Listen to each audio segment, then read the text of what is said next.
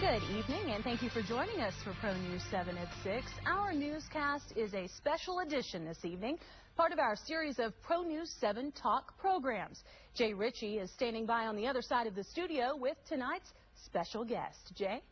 Thank you, Lisa. That special guest is Panhandle Congressman Thornberry. Congressman, thank you very much for being here with us this evening. You're most welcome. We have two topics to talk about tonight. That's gun control and the debt ceiling, and we only have 8.5 minutes, so I want to jump right to it right away and not waste any time. A couple of weeks ago, Congressman, we had a show here, The Gun Talk, where we had questions submitted by our viewers and threw them at a panel of 3 people. I want to repeat those questions with you to see where you stand on them.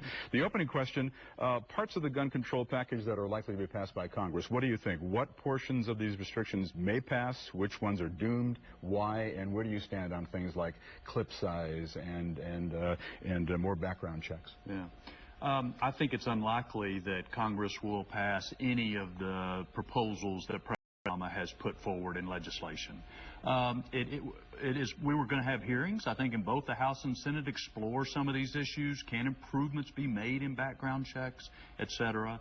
But as far as restricting ammunition, restricting the kinds of weapons, universal background checks, I don't think those are going to happen. I don't think they should happen. And why shouldn't they happen? There's enough outcry from the victims of these crimes across the country, and there's enough backlash from people who I think in the latest polls say they want something to be done. Why will nothing be done? Oh, I think it's completely understandable that we see a tragedy like the school shooting in Connecticut and say we've got to do something about that. But yet, if you look at the things that the president has proposed, there's not a one of them that would have made a difference in that case. I mean, just remember what happened here. This young man shot his mother in bed, stole her weapons that she had bought legally, and then went to a gun-free zone, shooting his way into the school, killing innocent people before killing himself. None of those things would have been altered by any of these proposals. Mm-hmm. And as a matter of fact, the people talk about assault weapons bans.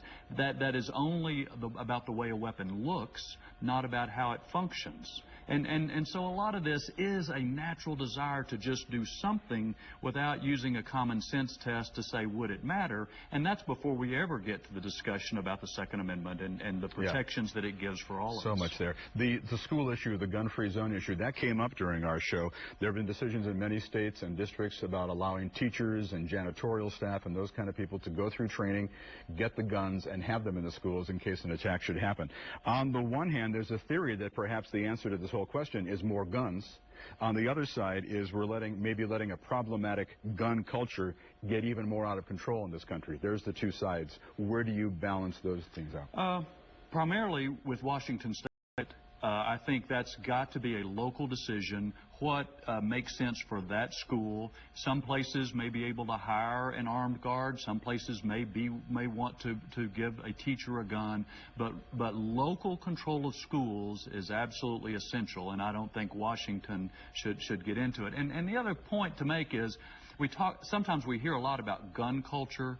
There's a lot more in our culture going on here that leads to some of these horrible incidents than just the existence of guns. And we've got to focus on a range of issues, not just the piece of metal and plastic that happens to be used in a particular case. Well, about those pieces, one issue that came up was we talked about a pea shooter on one side and a grenade launcher on the other. And we talk about the right to have a weapon, the right to have a weapon to protect myself and my family.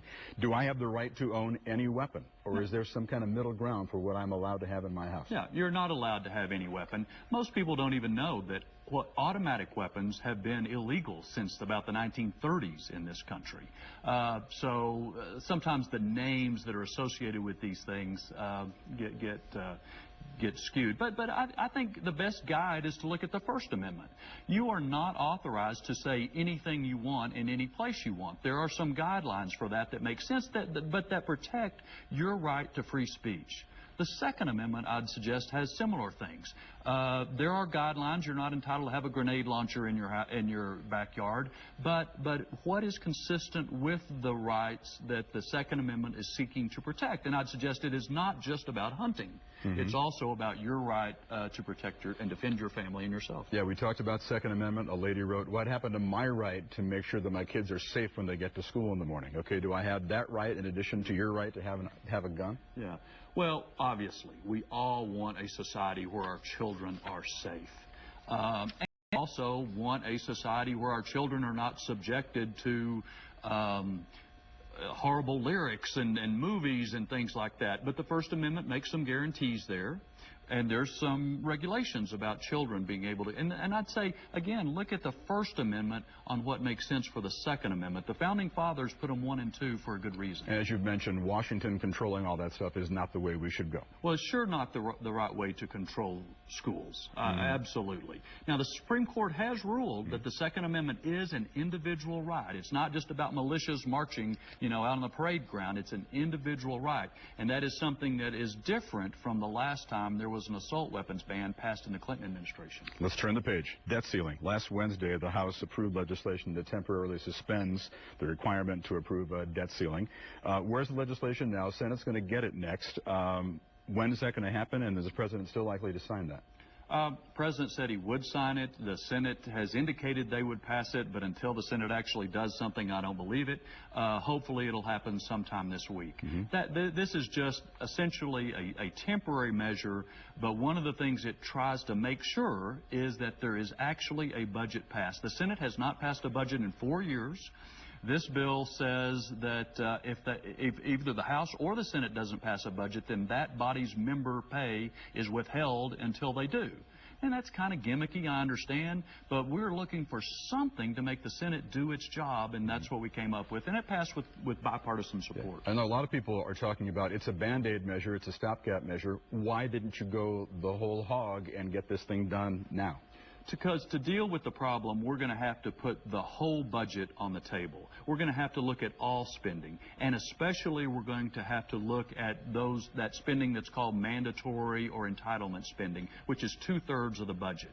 And so the idea is a number of key decisions to make with deadlines: the sequestration, the across-the-board cuts, the continuing resolution that funds the government, the budget, and then the debt ceiling again, all within the next 3 months. We need to have a conversation about dealing with the whole problem, not just another one of these kind of showdowns with the president that doesn't really resolve anything. Nobody understands or can even concept of all the trillions of dollars we're talking about in this debt ceiling. What is that number and where we are right now do for America's spending power and investments and inflation, those kinds of things? Well, it affects everything. And let's just put it this way. Every year for the past 4 years, we have borrowed $1 trillion just to pay for federal spending. That cannot continue. That it is such an enormous amount of money with interest rates low. Remember what happens if interest rates go up just a little bit. It just blows what federal budget there is apart. So we have got to get a handle on the whole federal budget, and that means a focus on spending, especially the 2/3 of spending that is on automatic pilot that Congress never votes on. That's what we hope to try to deal with and begin to deal with in the next 3 months. I serve on a couple of nonprofit boards. We talked the last couple of weeks about, oh my gosh, where is the money that we can do our work here in the Panhandle going to come from if we have these freezes and these limits and all those things going on? Do you have any assurances for nonprofits right now? I think all federal spending is going to have to be examined, and that includes defense spending, which I think is the first job of the federal government, but it's going to be tight for everybody. It just has to be. We have dug ourselves such an enormous hole of debt that we're going to have to look at all spending, even good spending that goes for good purposes. We're going to have to look at all of that if we're going to get our way out of it. Quickest 8.5 minutes.